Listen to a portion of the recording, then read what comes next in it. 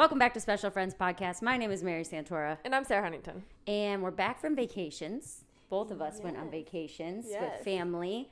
I was home in Ohio for a week, did shows at an amusement park. Fantastic. We loved that. Bye, Dutch. And Duchess does not like that. She's like, I'm not going to be a part of you guys thinking you're podcasters. I'm not going to do your little thing with you guys. She's been out here all day. I'm not going to sit out here and do your little skits. Right. She's been out here all day. She already had to be in a voiceover video with you. I tried to do a voiceover because I love them on like TikTok when people are good at voiceover videos, or not voiceover, lip sync. Lip sync, When they're good at the lip sync videos, I just don't have that talent. And if I do, I just haven't honed it yet. I feel like it takes a lot of practice. It's normally actors and actresses that are pretty good at it. Yeah. Because they're able to show the emotion. I think it's for me, I'm so worried about the timing. Yeah. And I'm also not used to saying words I didn't write.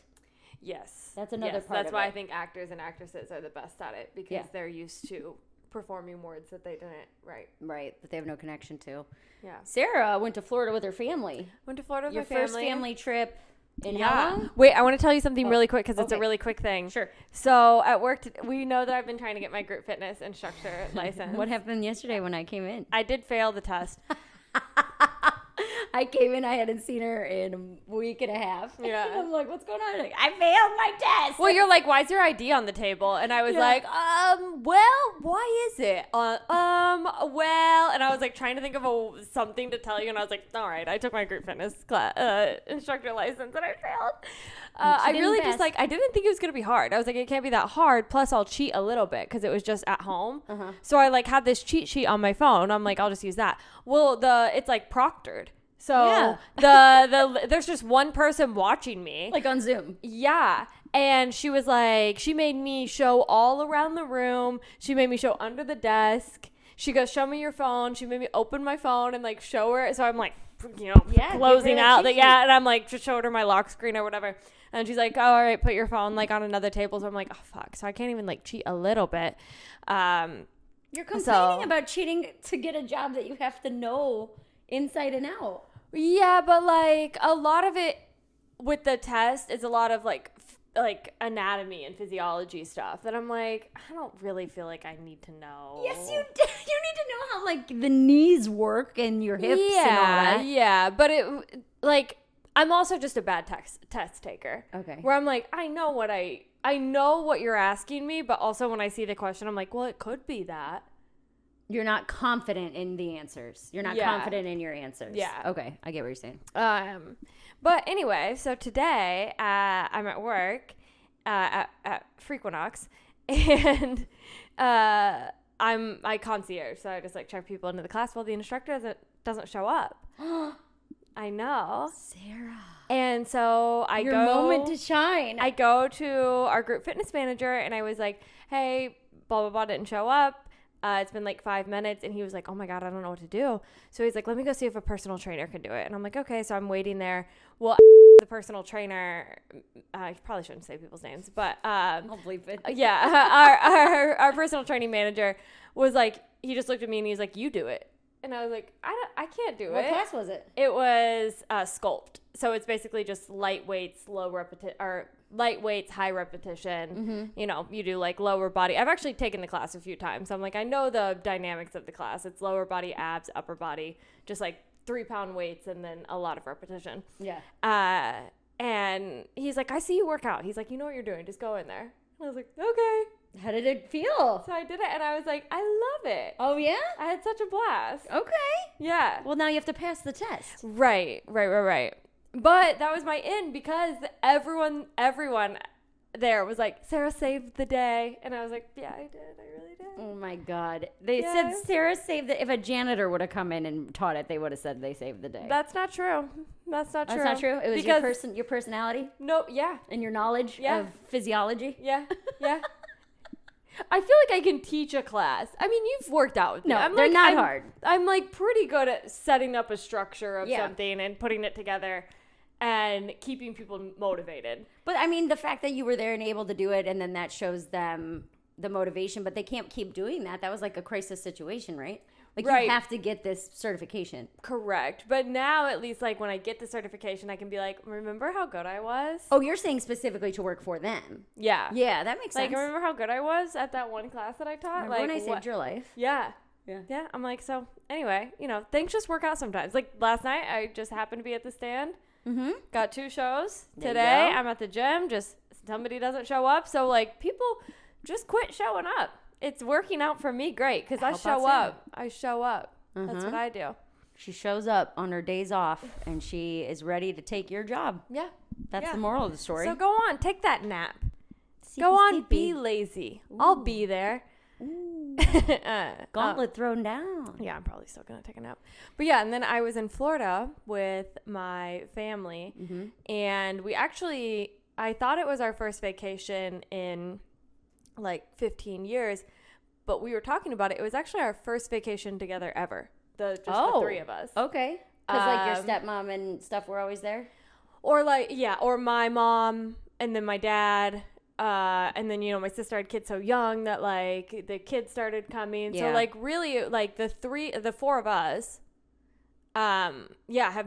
we've, done little things together, gone to the movies, that kind of stuff with just us, but we've never gone on a vacation together. And then if you don't know this about me, my brother and sister both were heroin addicts. So for me, addiction runs in my family really, really bad. And sometimes for some of them, it's gotten a lot worse. And the weird thing about my family is addiction has happened to almost everyone in my family. I don't think it's skipped one person, but for some reason, the people that it happens to worse, the rest of my family is like, well, they suck. I don't suck. Well, I'm yeah. only addicted to gambling. Yes. I'm only addicted to alcohol. They're addicted to heroin, so they're bad people. And I'm like, there's a hierarchy to it, even just from going to 12-step meetings. Like the way that people look at each other in them. Like, and then I'm not going to say group generalizations, but from what I've noticed, my personal opinion of the things I've seen is that like alcoholics tend to think they're like the least, well, gamblers think they're like the least bad. Right? Unless they're stealing money from their family or whatever. Right. But like gamblers are like, it's not that big of a deal. It's fun. I could win money. I don't know what the problem is, And then it's alcoholics. Alcoholics are like, everybody does it. Like, we're all better than you because we've been sober for 58 years. Like, people who get clean from alcohol, from what I've seen in meetings, tend to stay clean the longest. And then narcotics is what I feel like everyone looks down on. I feel like people look on narcotics users like, you piece of shit. I can't believe you with that needle in you. Like, there is definitely a judgment between addicts. I will say that 100% I agree with that. Even like cocaine compared to like a downer of some sort. Like they look down on them so bad. Pills. Yeah, heroin. Pills and heroin is what most people, like even addicts, like are just like, well, I don't do that, so I'm not a bad person. And but it's funny because you'll see it, and nobody would ever fight this, but it's almost like a gambler would be like, well, at least I'm not addicted to Oxy. Like, you spent your kid's college fund. Like, well, at least my kids had a college fund. I didn't They sell did shit. have a college fund. Right. At one point, they did. I'm not stealing pills from my grandmother who I'm pretending to care for. Like, get the hell out of here. But it is funny to see the hierarchy amongst very damaged people. Right. Because you're all damaged. Yeah. You're all fucked up. Right. Right. I'm sorry that you just happen to like alcohol better. Right. It wasn't like you chose, I'm going to do alcohol. I would never do the pills. You probably tried them and you're like, no, I don't really like those. Right. Like, it just like, sorry, like, because I was actually talking to my sister. And again, I think I said this on the last podcast. Like, I really did kind of write my sister off because of things that happened when I was only like 14. My sister's 7 years older than me. So when she started getting in trouble, I was only 14 years old. So I was just like, well, and an addict, when they're really heavy into addiction, she wasn't my sister. She was stealing, she was lying, she was doing anything she could to keep her addiction going. Right. And so in my mind, I'm just like, I don't know this woman. I knew her as a kid. Yeah. But by the time I hit to be a teenager, I was like, I don't know who this girl is. I don't particularly want to be around her. Right. Like, you're not fun. Yeah. We're not having a good time. Yeah. Like, yeah. Yeah. I'm not like getting life advice from you. Right. And so I was talking to her. She pulls you aside. She's like, this is how you steal a carburetor. yeah. I mean, I can even think of, the times that I was hanging out with her and I was just like, what are we doing? Stopping at random houses. And then I'm like sitting in a car for 30 minutes while she runs in to grab something. Yeah. Or like, and not to throw her under the bus because, I mean, we did have a lot of talks, but like I'm looking back on my teenage years, just like I remember taking one of my boyfriends over to her house and like her and her boyfriend were just like nodding out the whole time. And I remember being like so embarrassed because, it's your sister and you want that companionship with them. And then it's like, who is this person? This is not who I know. And not who I wanted my boyfriend to meet. Yeah. Because I remember being so shocked because I knew at that point she'd gone down a bad path, but I didn't know how bad it got. I was going to ask if you had a pre-visit conversation where you were like, hey, can you please try to stay sober for this? Like, I really like this guy, but I didn't know how bad it had gotten. And it was just the guy and I just happened to be driving near her house. I was like, oh, let's go stop in and see my sister. And I just remember her face when I walked in and she knew, she was like, come in. Yeah. Like, she had probably like just used and was like, oh no, I can't tell her, you know? Yeah. And of course at this point I'm a teenager, so I don't really understand what's happening. I understood drugs, but I didn't know what exactly heroin does to you and how addictive it is. Just the way her attitude was going to change. But I was talking to her about this and I was like, for me, I was like, first off, I never wanted to do downers because of you guys. Yeah. And I was like, and for me, like, I just don't like that feeling. Like, I want to be, if I'm going to do drugs, I want to be up. Yeah. And she was like, oh, that's what heroin did to me. She was like, when I do drugs like that, like any type of like Oxycontin, she goes, it makes me more energized. I've never heard of that. I was like, what? That's crazy. I wonder what happens like chemically. She's how like, that could react with your brain. She's like, I have to have like a chemical imbalance. She's like, because when I would because a lot of heroin addicts will take Adderall to stay awake so they don't, fall asleep at work and stuff like that. And she's like, the Adderall would actually make me sleepy. She probably has ADHD. Yeah. Which, again, probably my entire family. There's like a long line of... But that's weird because normally, yes, stimulants, I guess, but I've never heard of... But even like downers having the opposite effect. Unless I guess it slows your mind down so much that you feel like you can focus. Yeah, maybe it was more like focusing that she had, but she was like, no, it literally would give me energy. I'd be more likely to go out and do something if she was on heroin. Yeah. Which I was just like, that is crazy. Sorry, I'm just Googling heroin giving people energy. Yeah, I'm like, I've never heard of this in my life. Everything on like this first Google page is like, no, you're going to go to sleep. Yeah. It's a pain relief. It's life-threatening, slows the heart rate. Like, I'm sure if we went on like Reddit or something, we could there'd figure be out. Like one weird person like her. Yeah. But no, it was really nice to be able to talk to her because I feel like for 12 years, I just kind of thought of her as that person. Yeah. Like the person that I was confused at why she was acting that way. And then she went to prison for 6 years and I didn't talk to her. Like we went to go visit her at first when the boys were young. We would go up there and then it was just kind of like the second time she went when she got out and then she went back. It was just kind of like, we're not going to keep coming here. Yeah. Like your boys aren't going to grow up seeing their mom in a prison. Yeah. And so it was just like, well, we're not going to go there. So to be able to just talk to her and really talk about our family and the way that we are very similar. And I just didn't even realize it because I didn't take the time to.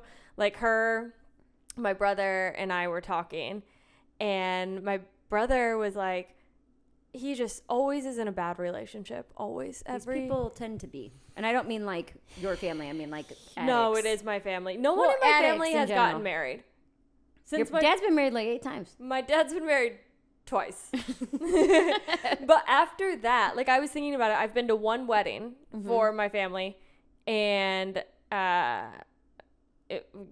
both were in the hospital because they drank too much at it. And it was just at like the They American both, Legion. wait. They ended up in the hospital at their wedding? Yeah, because they both got too drunk at the reception that they had to go get IV bags. No, they did. I swear. Wow. I swear. And I guess great lore. the only one before that, which I was too young to remember, but my mom and dad told me my dad's brother got married, and then they both went home with 2 different people after the wedding. Oh my god. Yeah, so I can see why maybe you have a little bit of intimacy issues. Or why I just like I've never been excited about getting married. Marriage has never been a cool thing for me. It's never worked. You've never seen it work. No, and it's never been this like beautiful ceremony. It's always been at a VFW, in a or backyard, an American Legion, or someone's yard, or just at the courthouse because they had to. Yeah. And so for me, weddings were always just like a pain in the ass. It wasn't for fun. Yeah. Until or for love. Yeah. So I had no idea that weddings were this. I don't know. What's really fancy. funny is that I always wanted to get married for the opposite reason. I never really saw a marriage work. And so I was like, well, I've learned every way not to do it.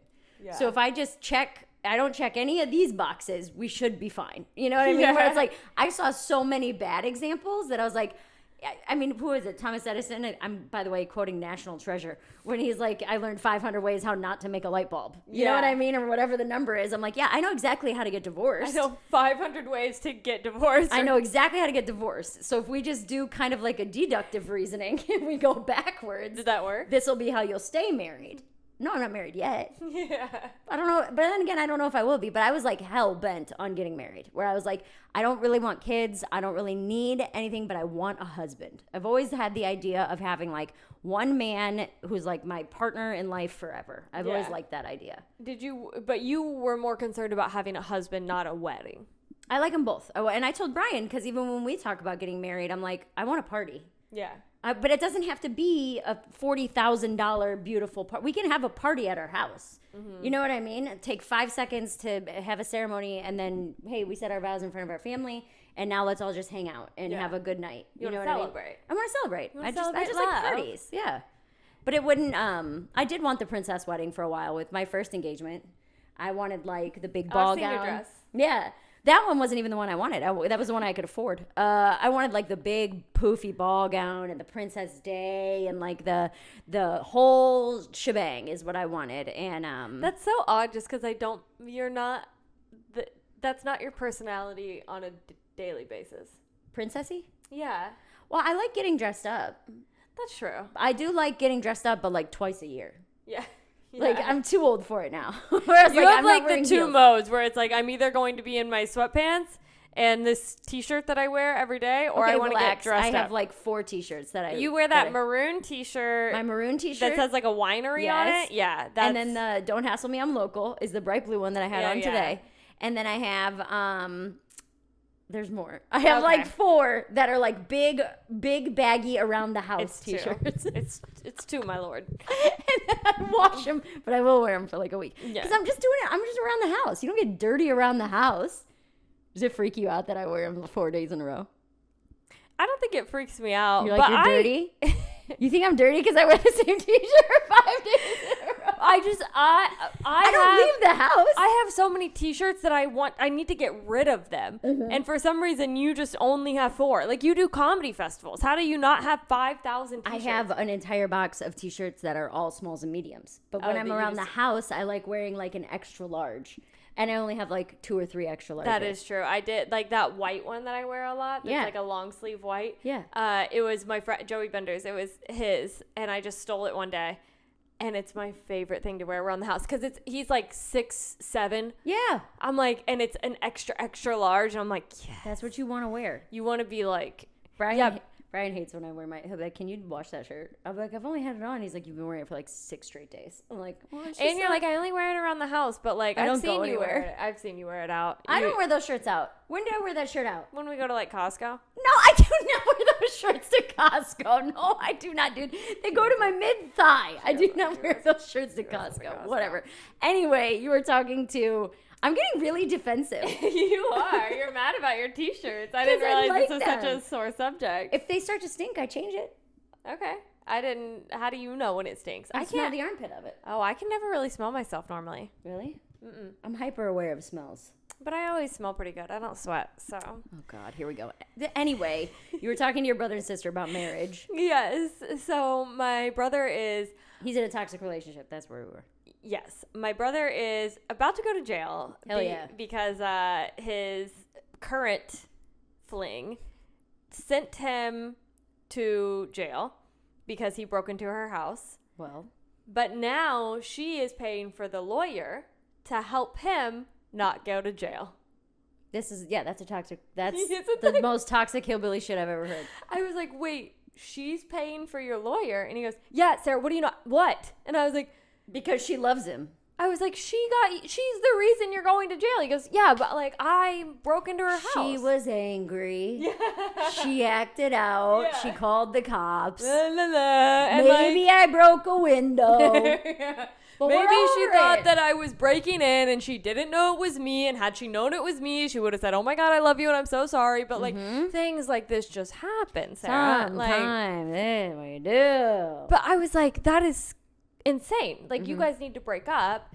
And he was like, honestly, he's like, that's the kind of relationship I like. He was like, I like when a girl is crazy. I like when a girl calls the cops on me. Probably that's because all he knows. Right. That if he were to have like a stable relationship, he wouldn't know what to do with it. You didn't know what to do with your last stable relationship. I was about to say that. So my sister and I are looking at him and we're like, you need to go therapy for this. You need to figure this out. Like, this is not the type of people you should be dating. This is not what you should be interested in. And he just looks at us and he goes, why would I listen to you? You guys date guys like me. Yeah. And we were like, all right. Okay. See, that's your stinky t-shirt. Don't act like you've never called the cops on your boyfriend, Sarah. I was like, okay. Well, I change him out every 2 weeks. So it's very interesting to see the core root. And he's just swimming around in the pool. Oh, yeah. But he's like chill with it. Like, he totally understands and is like fine with it. Well, my dad finally chimed in and he was like, Damon, first off, don't talk to your sisters like that. And second off, like, your life was not that, they do the whole thing. Like, your life was not that bad. Like, you guys made bad decisions. We gave you every opportunity. Yeah, like, there was nothing wrong. You guys are just crybaby little bitches. Yeah. And we're like, all right. I mean, he is paying for our vacation to be here. So, like, what are we going to say to him? Yeah. So we were all just like, yeah, no, it's probably fine. Like, we'll get married eventually. Thank you so much for letting us swim in your pool in Florida. My sister dated a heroin addict, and it was like that. Where it was, but she was like blind to it. Where she's like, he swears he's not using, and this and that, but she would drive him to the clinic every day, the methadone clinic. For those of you who don't know, they have to go, and if you're trying to get off heroin, there's a clinic you go to where they give you essentially, like a smaller amount, kind of, but I think it's a different substance. Strand. But if you take enough of it, then it's gonna nudge you out. Yeah, it's gonna do the or same thing. Or if you mix heroin. it with other shit. Yeah. So a lot of people will do like they'll go to the clinic because they have to get their papers signed every day. And then they'll do their Suboxone, and then it's the same thing as heroin. Exactly. So you do your Suboxone, and then and it all depends on how much you do, whatever. But you supposed to go to the clinic every day. Well, he can't be using. I take him to the clinic every day. I was like, well, you're not with him every day. But he's doing all the addict shit to you. He's lying to you. He's stealing from you. He's doing, like, stealing in that asking you to borrow money and then never paying you back. He wasn't, like, stealing her shit, that we know of. But I love him so much, and I would do anything for him, and this, that, and the other. And I'm like, dude, he's fucking playing you. He's playing you so hard. But you fall in love, and you turn a blind eye. You don't know him like I do, and there's this sweet side to him. And I'm like, he faked being in the hospital, downloaded an app to have a phone number changer, text you as his brother to tell you, from a fake person and fake phone number, to tell you that he was on his deathbed and you needed to answer his calls after he blocked you. I love that about a heroin addict because I'm like, if you just took all the energy that you're putting in to lying to your significant other into one job or one hobby, you would be unstoppable. Or getting clean. Like, you'd be like, because do you remember that documentary about the girl that was taking meth? She was supposed to be testing it. No. Her job was, she worked for the police department, and her job was testing the drugs. Well, one time, she was like, well, let me just try a tiny bit of this meth, just to know. At the police station? At the police station. There had to be cameras in the room. I don't know. Or maybe it wasn't at the police station. It was like the testing center. Like they sent it off to her. She was like really high up in the company. Scientist, yeah. Yeah, like an actual scientist. She goes, let me just try a little bit of this meth. Well, she tries a little bit of it. Well, then she gets addicted to meth. Shit. So she's... Who saw that coming? Her, I guess. Everyone should know, like, if a scientist, but the problem was she was really good at her job. Oh, you're on meth. Yeah. So she was stealing like little bits here and there. Well, then of course, you know, your tolerance, she ends up having to keep taking more and more of this meth. So she's going into the bathroom at work at her scientist job, but she's also a really good scientist because she's on meth. It's just like a... And she didn't get caught for like 3 years until she started having to take higher and higher amounts. They ended up having to release a lot of the people that she tested the drugs for because legally there was... she didn't test right. You know, like not in the right mind space or something like that. Yeah. So there's a lot of the results. Free meth heads out there right now because of her. Yeah, that's how addicts of any ilk are in relationships, because you're so used to being in fight or flight, and you're used to, I will do whatever it takes to get my next hit or to get my next fix, that you latch onto people who also have questionable morals or are also addicts or will fly off, and even if they're not addicted to something, they have... personality disorders, and they have trust issues, and they have all these things because normal, like, stable people aren't going to put up with your shit. They're going to look at you and be like, what? Like, or just anyone, it doesn't even have to be like past addictions, like you were saying, like BPD and past traumas. There's just like, or people, who have like smell it, or enablers. Like, oh yeah, that's my mom. My mom has been with a heroin addict forever. And our mom's toxic boyfriends have the same name, which is so funny. But she's been with him since he got out of jail when I was like 13, maybe. So it's like over 20 years they've been together.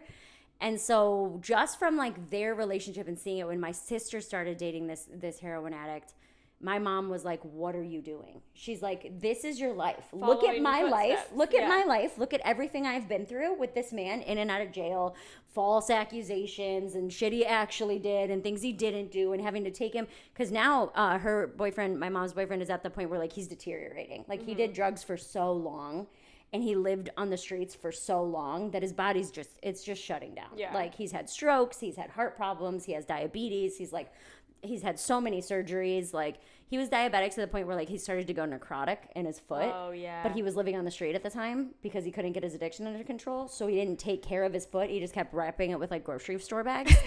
And then it got to the point where they were like, they're like, put it on ice. He's just putting it on the ground. Dude, he's for like, real. Well, you're in Cleveland. He's like, it's January. Yeah. I mean, but like it got to the point where like they were talking about amputating it, but it was like so infected that the infection got into his bloodstream. And like, so my mom was like, all the shit I've been through. You say you love this man that you've known for 2 months. You say you want to be with him forever. Look at my life. Yeah. Because she's like, we have been together 20 years. Neither of us are going anywhere, But my mom is like a textbook enabler. Yeah, but then you have to look at something like that and it's like, yeah, but people learn from what they see. That's why a lot of times like addictions follow in families or toxic relationships follow in families. Like no matter what, that's why a lot of people in poverty have a hard time getting out of it. Because it's what they know, it's what they've seen. Like, yes, you can get out of it if you work really hard, but also a lot of times it's like you just don't know how to spend money. Nobody ever taught you that if financial literacy. Yeah, if you have $5,000, that doesn't mean you go buy a $5,000 purse. Like that means you put that into a savings, car, or whatever. Yeah. Like if you just learn from what you know. Did you know this? I did not know this. I forget, it was like episodes ago that we were talking about what something that like a rich person does that's classy but a poor person does and it's trashy. Were we talking about that? I feel like buying a car in cash. Oh. Did you know that that's like not a normal thing to do? Because I had no idea, because everyone in my family always waited until they had $1,200 cash to take it to the buy here pay here lot and buy a car in cash. I had never met someone who like financed a car until I was out of college. Man, I don't know. Probably, yeah. We always had like a hookup. My dad knew a guy who sold cars, or there was a lot around the street, or my uncle who fixes cars, his buddy, and it was always like less than $2,000.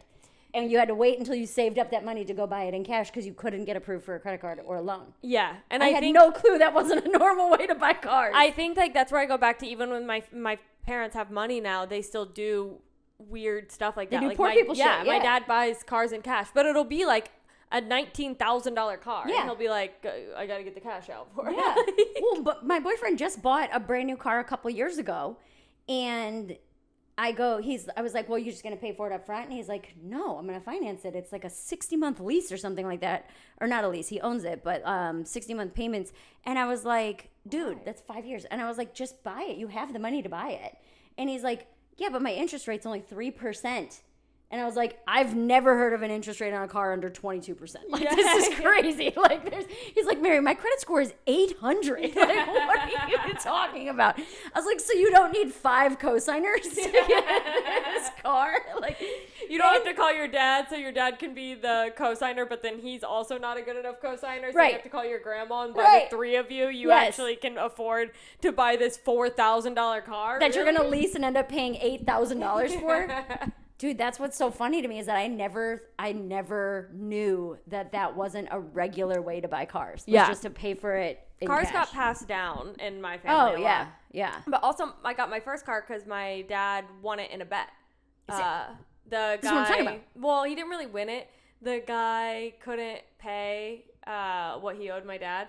And so he's like, title to his car. Gave him the car. He said, hold on to this until I get the money. I just happened to turn 16. So we just have.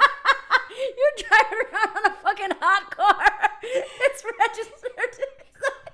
No, they registered in mine, I think. I don't know. I was only 16. Oh my God, dude. So it was like this 93 Mercedes. How'd you get this truck? It fell off the back of a truck. I don't know.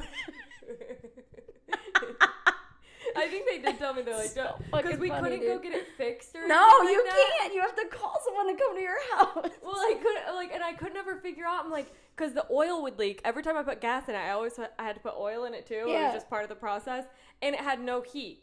So in the wintertime, I could only get the defrost to turn on, and I would just have to turn that on to full blast, and no radio. Oh my God. So, and I was like, why can't we just go get all this fixed? And they're like, don't worry about it. Because it's not ours. Like, it probably wasn't ours. That's hilarious. Because then, like, after like a year of driving it, the guy just came and took it back. Yeah, because he was like, well, his debt's repaid. Yeah, I'll take my car back now. See, it's so funny when I think about the poor people shit because like my dad was a gambling addict, which I didn't realize how bad it was, honestly, until like after he died, when I like started to find out way more shit that he had done, or like you look back on it with different eyes.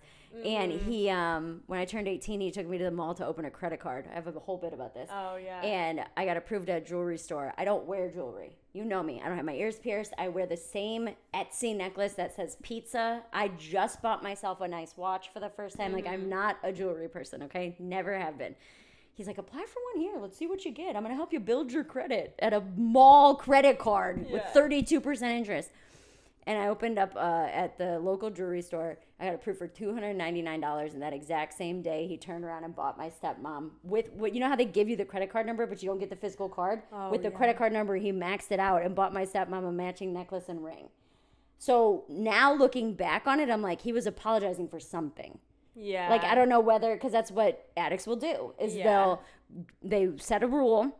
I'm not going to drink during the week, or when I drink, I'm not going to hit you, or I'm not going to spend out of if you're a gambler, I'm not going to spend out of our joint bank account. So I'm like, he did something against the rules and had to open a credit card in my name, freshly 18, to buy that to say he's sorry. Yeah. And he never paid it back. I never paid it back. We just waited for it to go to collections, and then 7 years later, it fell off my credit. I'm not kidding, dude. I have been fucked. It's 7 years. I've been fucked since the beginning. Because you don't know. Credit score. Your credit score was down before it even was built at all. You started on negative base. Yeah. That's how I am with flowers, and that's why I don't like when guys buy me flowers. I'm kind of working on a bit about that, where like my parents stayed together for me which like is so lovely. Thank you so much, because now every time a guy buys me flowers, instead of being like, oh my God, thank you, I'm like, what the fuck did you do? Yeah. Who is she? Yeah, that's is funny. she blonde or brunette, bitch? Like, just tell me. Yeah. And then he's like, I just thought the roses were pretty. I'm like, oh, did you? You thought the roses were pretty. Is her Okay. name Rose? Is Yeah, that what yeah, you're trying yeah. to tell me secretly? Yeah, that's funny. So now, because I have this, every time my dad fucked up, flowers. It was just like his go-to thing. Mm-hmm. They were never just like, I saw these and I thought of you. Yeah, It was always yeah. like, I'm sorry. yeah. There's a very funny comic named Megan Gailey. Yeah. It's an old bit of hers. I don't even know if she does it anymore. But she was talking about how her dad was rich, but he also drank. So her friends would be like, oh my God, I love your earrings. Are those real diamonds? She'd be like, yeah, thanks. My dad blacked out. It's like, yeah, that's what they do. That's how they say they're sorry, you know? Yeah, my dad blacked Thanks, my dad blacked out. I love it. But, so you guys were talking about marriage. Nobody has a regular relationship. What else? Any other parts of the vacation that stuck out? My sister told me she got really good at pickleball in prison. Okay. I didn't know they had pickleball in prison. Well, it has to be pickleball because you can't do tennis because you don't overhead serve in pickleball, and they can't let you overhead serve because they're scared that you might beat the shit out of someone. You're not allowed to have your hands when you're Like playing above sports your in head? prison. You're not allowed to have your hands above your head. Don't they play basketball? That's what I was thinking too, but I guess not in women's prison. Huh. I don't know. Interesting. Okay. So is she like going pro, or is this something she's held on to on the outside? Yeah. How long No. ago did your sister get out? See, and that's the thing. It's been a long time. It's been, I want to say like 2017 she got out. Oh, okay. So it's been a long time. And then, but it was just kind of like at that point, the relationship is ruined. Her and my mom have always, had like issues since, I mean, within that time, my parents got divorced. So it was just like all this shit just happened. And then I also left. I was like, Yeah. this is too much for me. You went to Indianapolis. You started comedy. Like, you're doing your own thing. Yeah, like I'm just you live like here now. I like literally left and I was like, I never want to see any of you ever again. I kind of just went that route. But it was nice, you're saying, to like It actually was. talk to your sister, because you and I had that conversation a year ago. I bought you a robe. I'll never forget the way you reacted. You pointed out a robe that you liked, and I found it for like way less than what you were wanting to pay for it. Yeah. And I bought it for you. It was like, and I gave it to you, and you're like, oh, my, you almost started crying. You're like, is this what it's like to have a sister? And I was like, you poor thing. Yeah, you just sometimes people get you stuff because they like you. Well, and I think it was also kind of triggering for me because I do remember when my sister was at like her heaviest addiction, she was stealing a lot and she would bring stuff. Like she would gifts steal your and stuff. presents? Yeah. Yeah. And she would bring gifts home from like Meijer and I would be like, oh my God, I love this. And she's like, oh yeah, like I just like saw it at Meijer. And I was like, wait, you Aw. don't have any money. But She stole it. she stole it and then But gave that's it. kind of sweet. I know. Like, it's sad, but it's sweet that she's still trying. It's not okay. Right. Because I have, friends who are gambling addicts, and there's things that I've also done, and my dad did, where you lose and you lose and you lose, but then when you do hit big, it's Christmas. Where it's like, let me everyone gets something because I've been losing, and you never tell them how much you lose. Yeah. No one to this day knows how much money I'm out gambling. I also think that's a little bit of a poor person thing where it's like if you get a lump sum of cash, like everyone gets something. Yeah. It's like, okay, well, we're going to go out to eat. Everybody get whatever you want on the menu. Yeah, dinner's on me. Like, it's not free refills? Go ahead. Get yourself a second. Get you another Coke. Get Go you ahead. another Mountain Dew, babe. Wear It's a shirt. okay. Wear a shirt with buttons. Yeah. You know what? We can go out and buy you a shirt. We'll go. From Goodwill. Yeah. We can go to Walmart. We'll get you a Walmart button down and maybe some khaki shorts. And we'll see. That's how I try and explain where my family is as far as money. It's like they don't think about going to Nordstrom, but like when we go into Walmart, it is whatever you want. Oh yeah. When I walk into a Walmart with my parents, it's like, yeah, anything you want here, we can afford. Well, when I started going with Brian and his daughter to Target, I didn't realize that Target's kids clothes, like their brand is called Cat and Jack, are like $5. Yeah. For a t-shirt. Yeah. And I was like, yeah, get 30 t-shirts. Like, I don't care. It's $5 fucking bucks. Yeah. I'll buy you 20 pairs of $10 pants, Yeah, I felt the exact same way. Yeah. Yeah, that's great. But I'm glad you got to connect with her. I don't think anything else like crazy happened, but it was just nice. It was nice to be able to have that connection and not feel so I don't know, distanced. And well, and also to kind of correct the preconceived notions that you had. You know, like you thought of her one way, and then you kind of got to see her as a person, not my junkie sister. You know? It is really cool to see somebody recover, because her and I were talking about that, and it is not an easy thing to recover from. Most people don't. Most people do not come back from heroin addiction. It's just, normally you either die or you just go to jail forever. Go to jail. Those are your two options. And that's where I think, like, you really do have to hit rock bottom. Like, I know we told our rock bottom story here, but I mean, obviously her rock bottom was much worse than ours. But for her to have to go to prison, and she had to go to meetings, and she had to go to the classes, and she had to learn healthy coping mechanisms. Like, while it sucks to watch somebody truly hit rock bottom, I don't think she'd be half the person she is now if it wasn't for that, to be able to have a therapist on hand. Like, the prison system isn't great, but like when you're in a low security women's prison, it really is more about rehabilitation. Like, that's what they're focused on there. And like, just like little things that we have in common, that I guess like we like the same kind of books. Like, I was telling her, you know, I like easy reads. Like, I like easy romantic reads. And she's like, that's exactly what I like. Like, I don't know. Just, that's great. That's really awesome. Things in common that, like, you know, I was a kid and didn't get to talk to her. And then as adults, even though we didn't get to be together, there's still so many similarities, just because, like, we're sisters at the end of the day. You still have the same genetics. Yeah, you were still raised somewhat similarly, you know. Did you like make plans to see just her? Like, would you go visit her or go on a weekend trip with her? Like, or is it not quite there yet? Like, what do you see the future of this relationship as?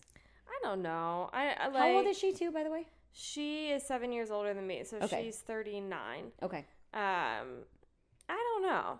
And she's in your hometown? She's close to it, yeah. Okay. She works for my dad now. I don't know. I still feel like a little bit of distance from my family, and also there's like this whole thing with like her and my mom and the boys, and she has 3 kids that she only got to raise one of them. She wasn't around for the other 2. Would you feel like, because I'll blink this out if I'm saying too much, because your mom raised those kids, you would kind of be betraying your mom by having a relationship with your sister? A little bit, yeah. Yeah. That's been the main thing, where my mom would do anything for me, truly. Like, and I know that. So I almost feel like it's a loyalty thing at this point, which is also a poor person thing. Like, you have loyalty to these certain people, and if you break that loyalty, then you're dead to them. Yes. So like, that's how my mom is with my stepmom. Yeah. That like, after my dad died, she kind of expected no one to have a relationship with her anymore. And it hasn't been the same. My stepmom and I were never super, super close. She always very much deferred to my dad. Was like, he's your dad. I'm not going to tell you what to do. I'm not going to punish you. Everything is on him. You know, she was around. She let us live in our house. She bought us food, stuff like that. But we never really went out and did stuff, just her and I. Yeah. We'd get our nails done every now and then. We both liked tanning, but we weren't like super close. But I'll still text her and call her from time to time, you know, and even after my dad died, because my mom my mom hated her. I love that you and your stepmom, the things you had in common was getting your nails done and going tanning. Yeah. I mean, that's a very 2000s. We got acrylic square French tip nails and went to our 2 different tanning salons. To get the double dip. I had the outline heart. She had the Playboy bunny.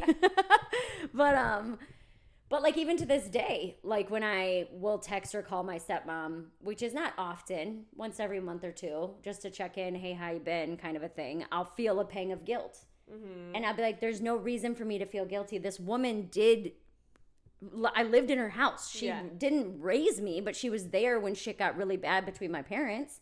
She never did anything wrong. Yeah. She loved my dad. That's what she did wrong. And yes, my dad cheated on my mom with her, okay? And I'm not going to go into there's reasons to cheat, blah, blah, blah, nothing like that. My parents had a horrible relationship. Right. For a long time, they had a horrible relationship. My dad, until the day that he died, claimed that he never loved my mom. Yeah. I don't know if it's true or not. You know, I don't know that you can have 5 kids with someone and never love them. Well, according to my brother, he has 2 kids with a woman he absolutely hates her guts. And has hated from the start. The craziest part, the kids are 6 years apart. I said, you hate her so much, you waited 6 years and went back. That's how much you hate her and came in her both times. Like, that's how much you hate her. But it is a loyalty that you feel like an unnecessary loyalty, because it's like, I'm not hurting you by calling Bonnie. And she's like, yes, you are. I'm like, well, first of all, you wouldn't even know about it. Why do I feel the need that I need to tell you I texted my stepmom? Yeah, do you know? It's one of those types of deals, but that guilt is real. Yeah. When you're like, I do like this person, like your sister, I want to have a relationship with her. I want to know her as a clean, sober adult, but I feel like I can't. Yeah. Because it would upset my mom. Like, it's very difficult. Right. And it's all because, like, grudges have been held where, like, I feel I've reached a point in my life where I'm able to forgive. I am able to forgive people a little bit easier than I was. And maybe that is because I got away, and a lot of times it was like my mom or my dad telling me, like, oh, you need to pick sides. We're loyal to this person. We don't like that family. Like, yeah. And now I'm just kind of like, okay, I want to choose who I want to hang out with based off my own understanding of them. And yeah, it feels like now I kind of can't. Well, when you're a kid of a messy divorce, you're raised feeling that way as well, me or him. I mean, ours got messy to the point we had to, like, testify and had to go, like, talk to child therapists who would then report back to the courts and shit. Yeah. So from a young age, I learned, like, you know, what you say can and will be used against you type shit, you know? Yeah. So it is tough, and those loyalties are tested. But I hope that you do get to have some form of relationship with her, even if it's just, like, a FaceTime or text or something, you know? Yeah. Well, yeah, it sucks because there are people that have done my mom much dirtier that she doesn't doesn't write off the same way she did my sister. And I understand she did really bad things, but, like, so have other people. Yeah. And the cool part is she got better.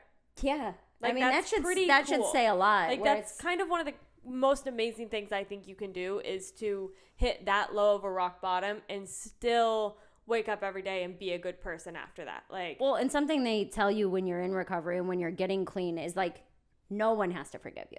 Yeah. Like, this is on you to do for yourself. She's very accepting of that. Yeah, you need to get clean for you and to make sure that your life and the people who are directly in it are no longer suffer from your actions, which is very hard to accept because you can reach out and try to make amends to people, but they are in no obligation to accept your apology. Right. But I do think the best form of apology is change behavior.